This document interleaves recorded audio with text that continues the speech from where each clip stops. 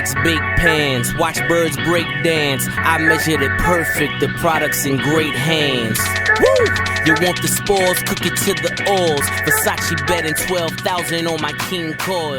God. Guys, what is up? Welcome to another episode of Maximilian Must Know. Today we're taking a look at one from the house of Christian Dior. This one is Fahrenheit Absolute. You watch my channel, you know about my love for Christian Dior, Dimache, the work that Poage does for Chanel and the work that Jean-Claude Elena had put in for Hermes.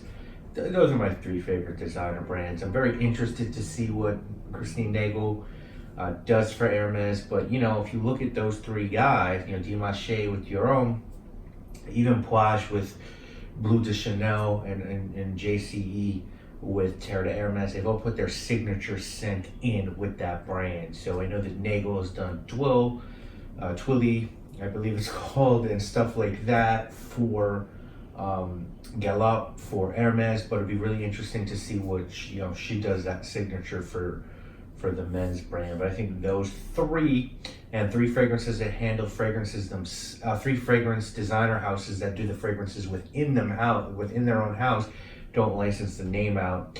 I think those are the best three.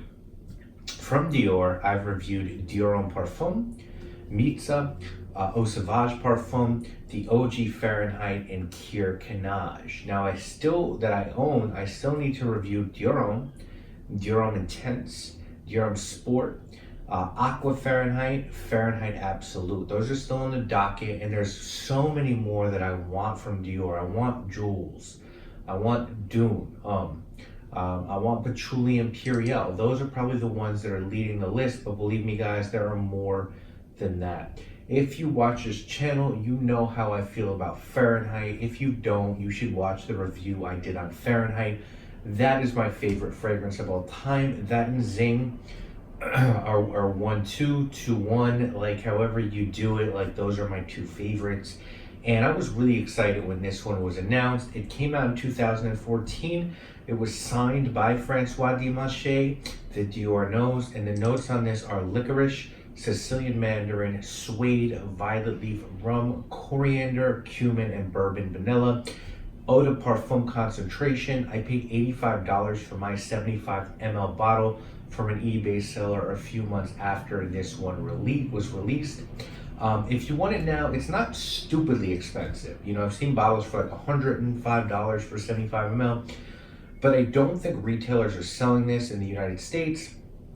And my advice will always be, if there's a Fahrenheit flanker you want, or even a Dior flanker you want, but if you look at historically, Fahrenheit 32, Aqua, Fahrenheit Summer, this one, or even a new one when it comes out, get it as soon as possible because they get snatched up. And with Dior, let some breathe for a minute. Most don't last in retail for a long period of time, so scoop them when they come out if you want them. As far as the presentation goes on this one, it's in this squat bottle. Very much differentiates itself from the OG by the size, by the shape. And you have that big CD on the base, CD on the top, and a sprayer that does its fucking job. Right? A good job there. And if you could see, I've gone about halfway through this 75 ml EDP because, we'll talk about why. Great example of this fragrance is of why it's not a good idea to get a fragrance and review it right off the bat. I've seen reviewers do that, and if you watch me, when I get a bottle, I always do a quick take and then I tell you I'll review it later.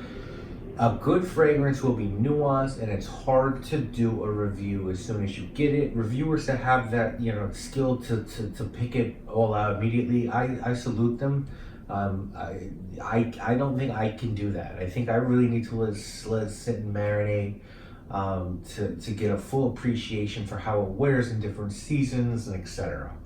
And I didn't like this one off the bat. It's not that I didn't like it, but it's taken me a long time to really sort of, I feel like, understand it and see the connection between this and Fahrenheit. And it's there, and this is a really good scent, and this is one of the very few fragrances that I've come across where every note that's listed exists. They're all there. They all make sense, okay? This opens up with a mix of black licorice, dried mandarin peel, and a silky smooth suede. It's well done and sort of gives off this holiday vibe. The heart has some golden rum, which doesn't make this a boozy scent, but it gives it a little bit of an adult nod, if you will, and that's paired wonderfully with a dark violet leaf accord, which really is the note that ties Fahrenheit and all of the flankers together. That sort of piercing purple violet leaf with a green underside. That is spiced up with the coriander, an iota, a smidgen, whatever you want to call it, of dirty cumin, and all of that lies on a very dry and dusty vanilla bean accord. So you have this mix of faint licorice, dried mandarin peel, suede, gold rum, vanilla, and violet leaf. And that combines to make this a darker, more concentrated version of vintage Fahrenheit and an homage to that vintage formula. This is really good stuff. Not a monster for a performer, but it's a creature. Great longevity, 8 to 10 hours, a little bit of a soft projector. Doesn't boom off the skin, but it's there. You get sillage, people will get whiffs of you during the day or evening. Could a female wear this? I think so, and man, let's go on a date. But Fahrenheit was made for a man. I feel like this is better suited for a man. But hey, 2019, you wear what you want, you do what you want. For me, I think this is dressed up for a nice dinner in the fall or winter, cozy restaurant, blazer, suit. This is perfect for that. If you're looking for something similar but can't find this, OG Fahrenheit. This is really unique. The only thing I really could compare this to is that OG Fahrenheit. I feel like this is an OG Fahrenheit updated for a modern man. And I can't really compare this to anything else. If someone were trying to talk you into purchasing this, I think they'd say that it's an amazing scent.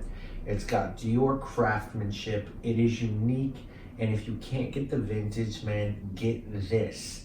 If someone were trying to talk you out of purchasing this, I think they'd say that, well, it's still not easy to get. It's pricey. It's not the vintage. And it's not a screamer off the skin. It's not gonna boost off your skin big time. It's a softer scent. It's certainly softer than the vintage formulations of Fahrenheit. In summation, I really like this. If this was a little easier to get, this was a little bit cheaper, this would be a 9 out of 10 easy, but I'm still gonna rate this an 8.5. I think this is excellent. It's an updated version of the Fahrenheit that I love and remember, while still giving the OG its props. It's Fahrenheit for the Fahrenheit enthusiast. It's almost like, I like the Star Wars films. I feel like the new trilogy isn't really for a Star Wars fan. I feel like those films are for children of this generation. But I feel like Rogue One was a little bit for the Star Wars fan, and I feel like Dior did this for the Fahrenheit fan, which I appreciate, because we all know that sometimes these flankers come out and they just have nothing to do with the original. It happens all the time. Big brands are guilty of it. Chanel is even guilty of it. Egoist Platinum had nothing to do with Egoist. It just happens, and when that happens, we poo-poo it so much, you know? And if it's a fragrance that you love, you want it tied to the original. And I do think Dior does a great job, whether it's through their Eau Sauvage line, whether it's through their Dior Homme line, or whether it's through their Fahrenheit line, at least in the men's collection, because I'm not well versed enough in the women's collection yet to say that Dior does a really good job with being consistent with their flankers. It's not a cash grab. This is really something that is relatable to the original fragrance. They were true to people who love Fahrenheit and did a great job of maturing it a little bit, making it more modern, perhaps making it more dressy. And if you can get this, get this. You know, I really believe if you like a fragrance like Zing, which again, you guys know how I feel about that. If you like a Bulgari Black, you'll love this. It's just one I've really gravitated towards as of late. And I'd be surprised if my fans who get my taste with these sort of fragrances don't like this one. You know, I sort of rotate what I wear every day, and if you've been following my Instagram, you sort of see what I've been wearing, and I'm going to do an entire video on how I choose to wear what I wear. But man, there's been stretches where I just find myself wearing this one continuously at work, socially, you know, romantically. I just feel like it just does so well on every occasion. So I would love to know if you've tried this one, if you think I hit the mark, if you think I'm off. Is this as good as Vintage Fahrenheit? Is it close? What do you guys think about Fahrenheit Parfum? How far would you go to get Fahrenheit Parfum? Let me know in the comments. Is this the best Dior flanker? You know, I love Dior Intense. I love Eau Sauvage Parfum. But part of me feels like this is close, so I'd love to know what you guys think. And I believe this is the best Fahrenheit flanker. I think it's better than Absolute. I believe it's better than 32. It's close, but I feel like this is the best one I've tried yet. And I'd love to know what you guys think. Leave a comment. I'll see you soon with more reviews, guys. You already know what it is. My name, obviously, is Maximilian. All cocaine sponsored. The next tail chirp era, it made monsters. It's deep rooted, it made mobsters. Now we break bread and we crack lobsters.